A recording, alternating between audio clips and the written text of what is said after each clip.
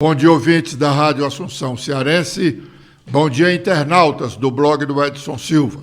Estamos começando o nosso primeiro programa desta semana, dizendo que o aumento do número de deputados federais é o tema político principal desta semana.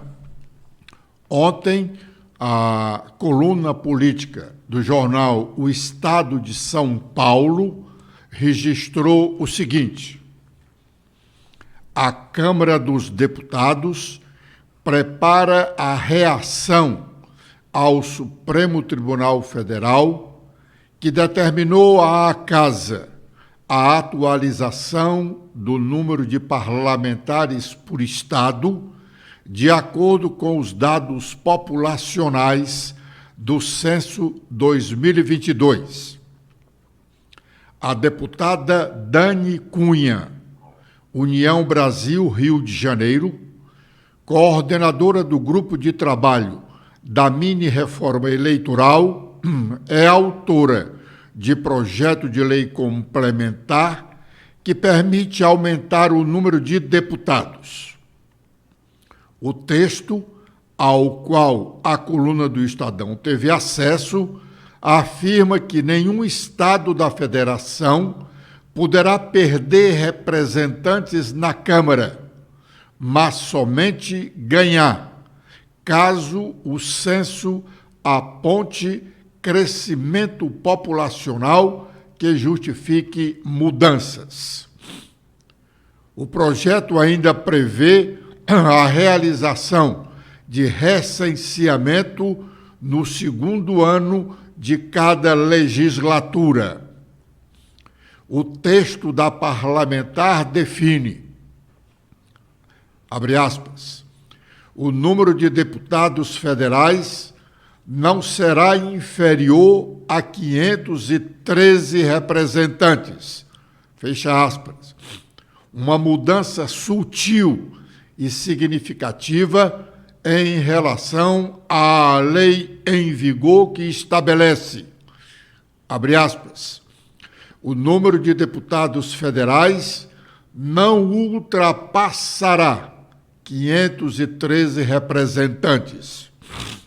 Com a proposta, Dani Cunha tenta impedir que o Rio de Janeiro, sua base eleitoral, e outros estados percam cadeiras na Câmara.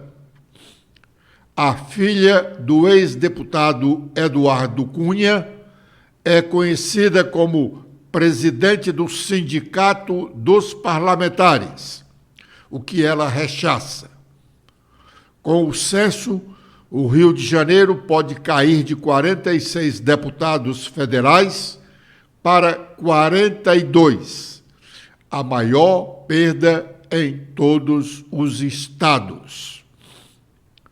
O grupo de trabalho da mini-reforma eleitoral avança em outras pautas consideradas consensuais, da esquerda à direita.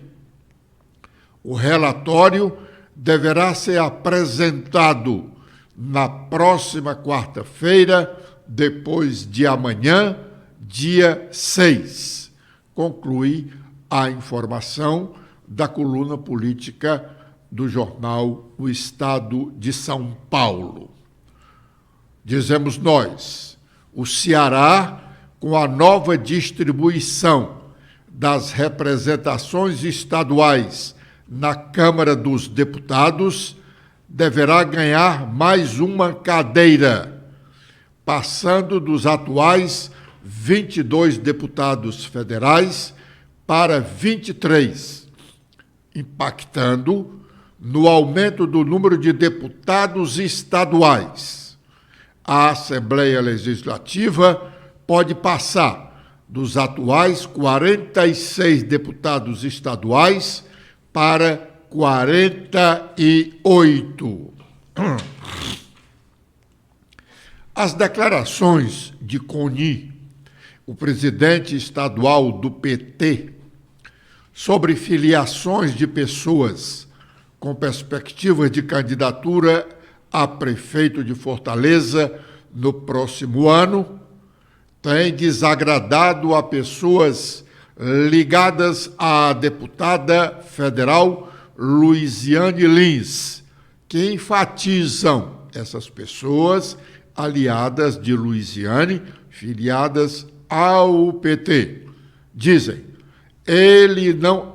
Coni, não terá a mínima interferência nas decisões do Diretório Municipal de Fortaleza sobre escolha de candidatos para o pleito municipal no próximo ano. Ele cuide do Diretório Estadual e se preocupe com as eleições estaduais de 2026, dizem.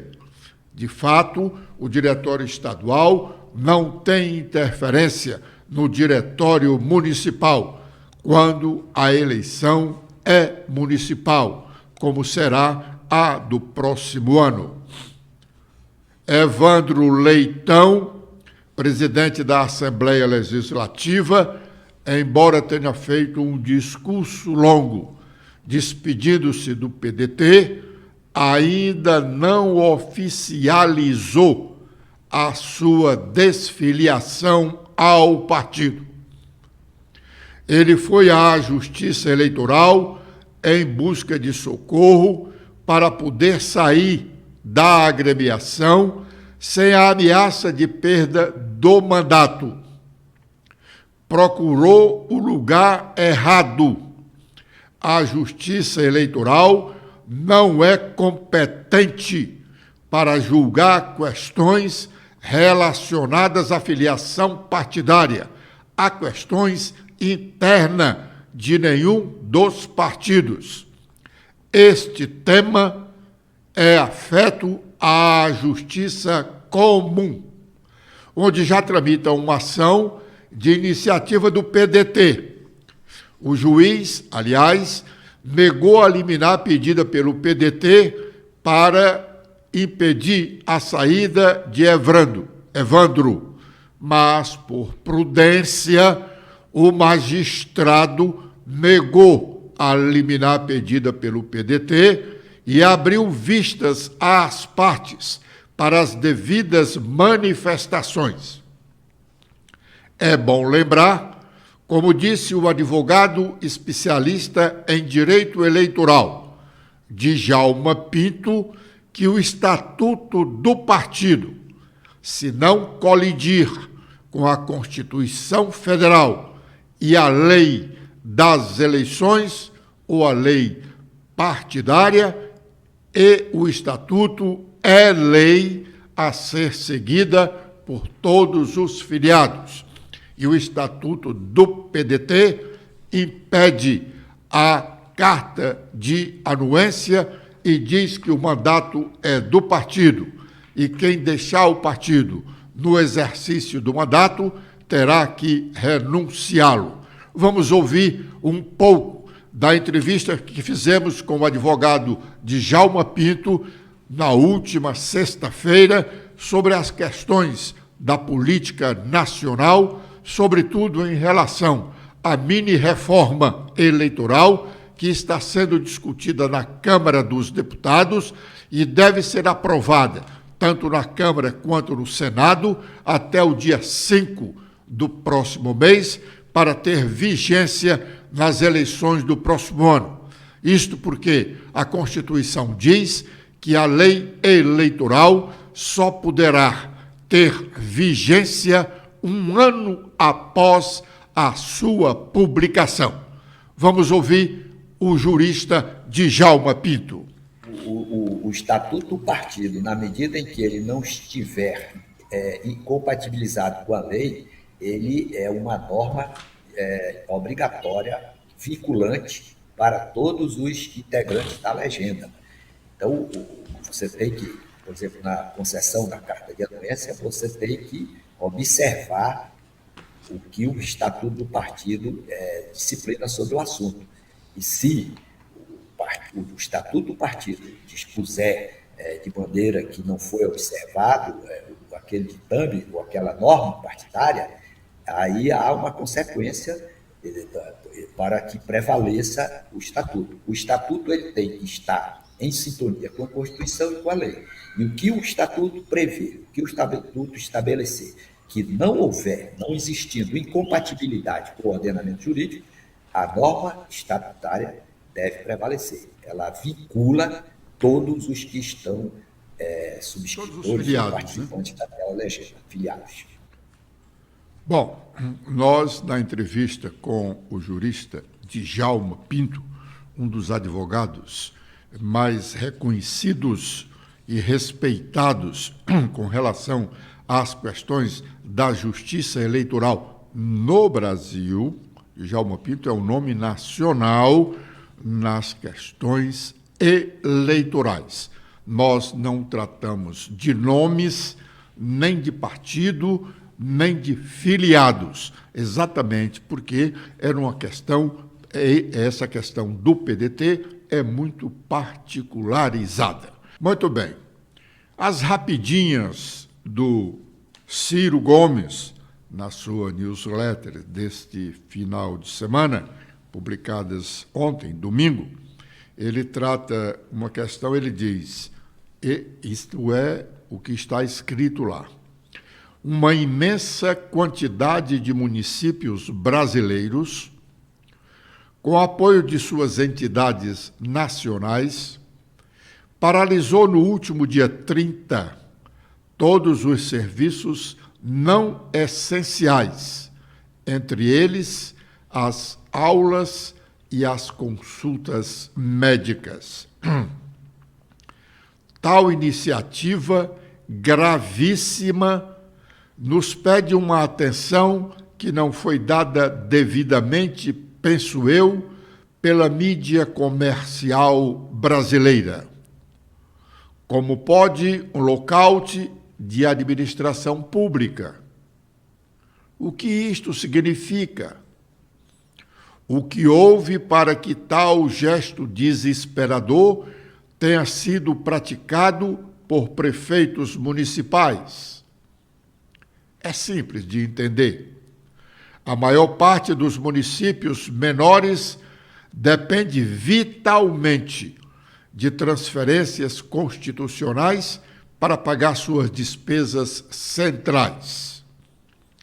Para que ninguém pense que é uma súplica, abre aspas, por mais dinheiro, fecha aspas, entendamos que transferências constitucionais são cotas de arrecadação federal, imposto de renda e IPI, principalmente, e estaduais, ICMS, determinadas a serem repassadas aos municípios.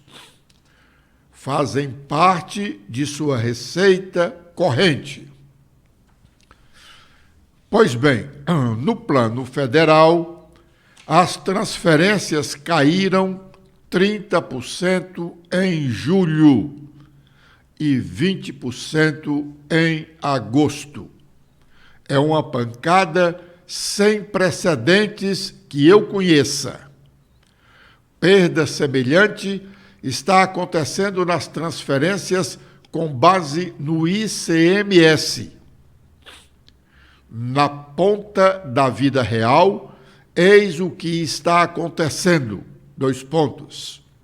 Renúncias fiscais promovidas no governo federal e atividade econômica débil são as explicações para esta questão. De novo, o clamor por um projeto nacional que redefina o pacto federativo dilacerado se impõe.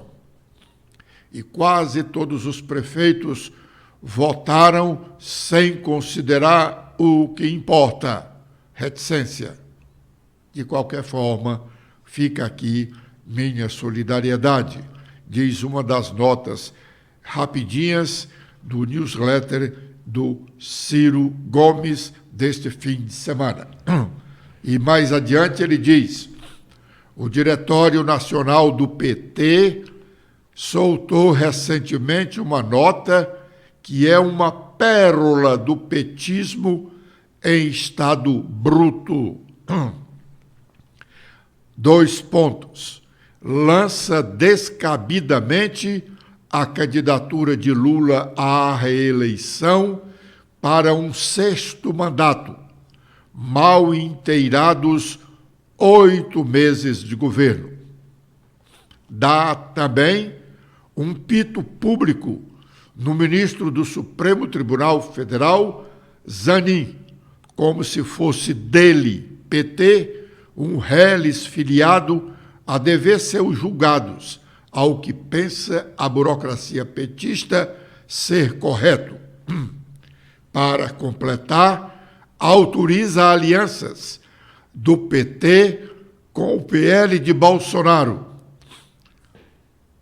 Se os novos, abre aspas, companheiros se dispuserem a apoiar a reeleição do onipotente Luiz Inácio.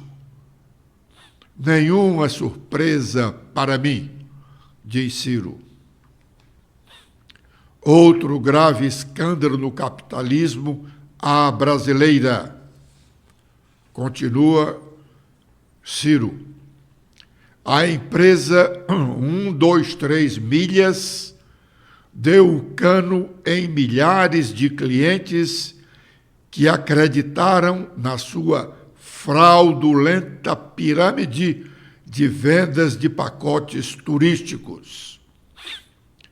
E como acabam fazendo os canalhas do capitalismo à brasileira, procurou refúgio no judiciário, pedindo e obtendo ligeirinho uma recuperação judicial que deixa milhares de clientes e fornecedores sem ter a quem recorrer, mesmo que seja um casal de idosos pobres que, por sua pequena poupança, numa viagem de reafirmação dos votos de seu casamento.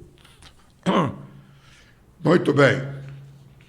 Agora é o momento de sabermos quais as nossas manchetes. Stephanie. Olá, Edson, olá, internautas do blog do Edson Silva. Agora com as manchetes do nosso blog desta segunda-feira, a gente destaca que Ciro Gomes se reuniu com a Luísa Mercadante e surpreende militância. Trabalho importante. O ex-presidenciável Ciro Gomes, do PDT, se reuniu com o presidente do BNDES, o petista histórico Aloysio Mercadante. O pedetista elogiou o trabalho realizado pelo gestor à frente da instituição, o que gerou comentários mistos da militância que acompanha os passos do líder político cearense. Outro destaque que temos é que deputados federais discutem produção de fertilizantes no Brasil. Nenhum cearense entre os debatedores, apesar de termos a Itataia. O fosfato é a principal fonte de produção de fertilizantes. A mina de Itataia, no município de Santa Quitéria, no interior cearense, consta ser uma das maiores reservas de fosfato do Brasil, cujo debate sobre a exploração vem de alguns anos.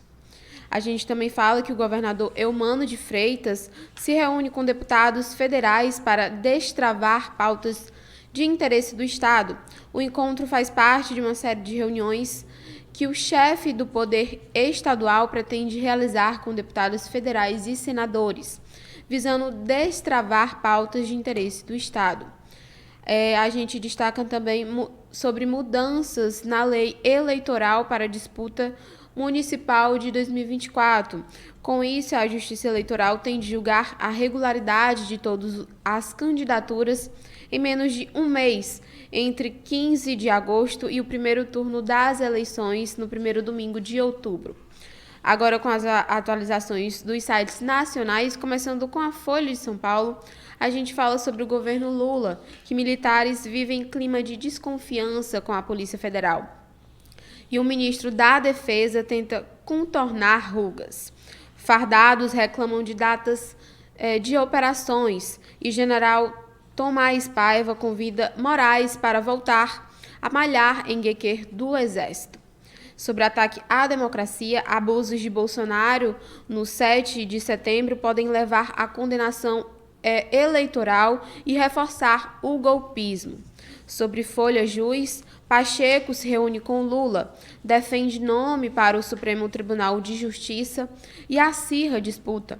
O líder no Senado endossa Mineiro, enquanto os nordestinos se unem por outro candidato.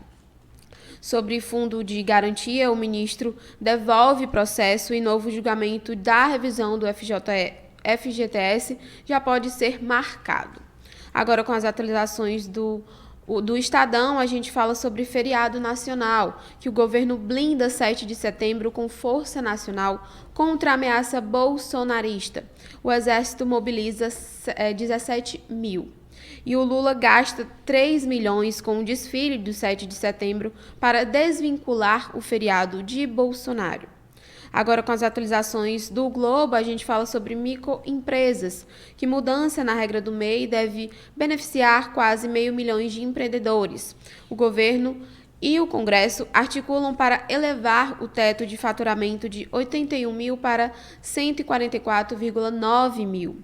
E, por fim, a gente fala sobre eleições, que o PL estuda alianças competistas em 2024 e o movimento desagrada bolsonaristas. Bom, amanhã, terça-feira, o Tribunal de Contas do Estado do Ceará faz uma sessão extraordinária para votar o parecer sobre as contas do governo do Estado do Ceará referente ao ano passado, de responsabilidade dos ex-governadores Camilo Santana e Isolda Sela. Camilo, as contas referentes aos 3 primeiros meses do ano, janeiro, fevereiro e março, pois ele renunciou ao mandato no início de abril para ser candidato ao Senado, ficando no governo Isolda Sela, que era vice. Portanto, ela é responsável pelas contas do governo do Estado do Ceará nos 9 últimos meses do ano de 2022. O relator das contas é o conselheiro Alexandre Figueiredo. Os conselheiros do TCE apenas emitem um parecer nas contas do governo, pois o julgamento delas é feito pela Assembleia Legislativa. Após essa etapa de elaborar um parecer nas contas de governo, os conselheiros individualmente começam a julgar as contas de responsabilidade de cada secretário estadual.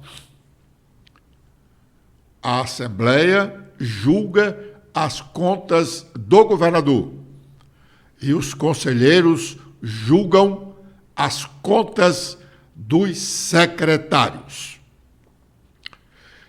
Alguns deputados estaduais estão querendo ir ao plenário do Tribunal de Contas do Estado amanhã para acompanharem a discussão dos conselheiros sobre as contas gerais do governo do Ceará. Uma boa iniciativa, pois essa discussão deveria ser acompanhada por toda a população, pois estará ali uma demonstração geral de como foram gastos os recursos recebidos pelo Estado durante o ano de 2022. O presidente Lula esteve no Ceará na última sexta-feira para uma solenidade no Banco do Nordeste do Brasil. Sexta-feira foi a visita oficial. Ele chegou a Fortaleza na véspera, quinta-feira à noite, vindo do Piauí, e se manteve distante dos políticos locais até o evento do Banco do Nordeste. Lula, em seu discurso no BNB, voltou a criticar a política de juros do Banco Central do Brasil. Vamos ouvi-lo. Então, eu queria dizer para vocês o seguinte: a Caixa Econômica Federal, o Banco do Brasil, o Basel e o BNB, e mais o BNDES, só tem sentido existir se for para fazer as coisas diferentes do que faz os bancos privados. Se for para fazer igual, não precisa existir. O BNDES tem que ter muito dinheiro, e nós sabemos que ele ainda não tem a quantidade que precisa para investir no desenvolvimento industrial, para investir na nova, energia que vai ser produzida nesse país, para investir muito no hidrogênio verde, na energia solar, na energia eólica, na mudança da nossa matriz energética, que é o que o mundo espera. Ninguém pode competir com o Brasil. E nós temos que ter dinheiro para investir, e dinheiro para ser investido a juros baratos. Por isso é que o cidadão do Banco Central precisa saber que ele é presidente do Banco Central do Brasil e não do Banco Central de um país, que não seja o Brasil, e que precisa baixar os juros. Não é possível. Como é que o empresário vai investir? Como é que o empresário vai fazer uma fábrica? Como é que o empresário vai fazer um investimento qualquer se ele vai pegar a taxa de juros muito alta? Então nós vamos continuar brigando. É importante vocês saberem, o presidente do Banco Central não foi indicado por nós, ele foi indicado pelo governo anterior. E o Banco Central agora é autônomo.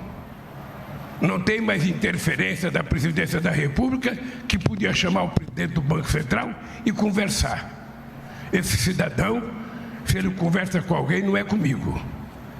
Ele deve conversar com quem o indicou. E quem o indicou não fez coisa. Bom, isso é um excesso do presidente Lula. O presidente Lula pode conversar com o presidente do Banco Central do Brasil. Se não conversa, é porque não quer conversar com ele.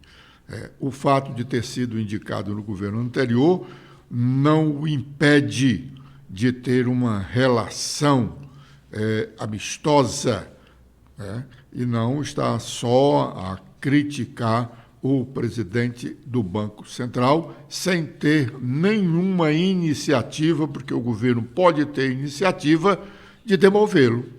Ele, o Banco Central, é autônomo, o presidente do Banco Central tem mandato, mas não é ilimitado. O presidente da República pode ser destituído. Por que não pode ser destituído o presidente do Banco Central do Brasil?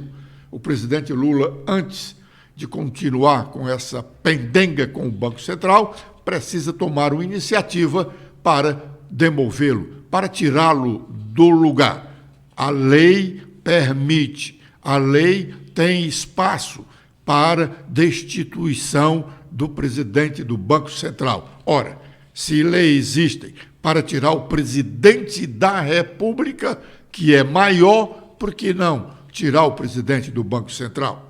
Obrigado aos ouvintes da Rádio Assunção Cearense e internautas do blog do Edson Silva pela honrosa audiência. Amanhã, com a proteção de Deus, às 11h45, estaremos de volta. Stephanie. Nós agradecemos a audiência e você pode acompanhar mais notícias no nosso blog, que atualizamos diariamente. Até amanhã.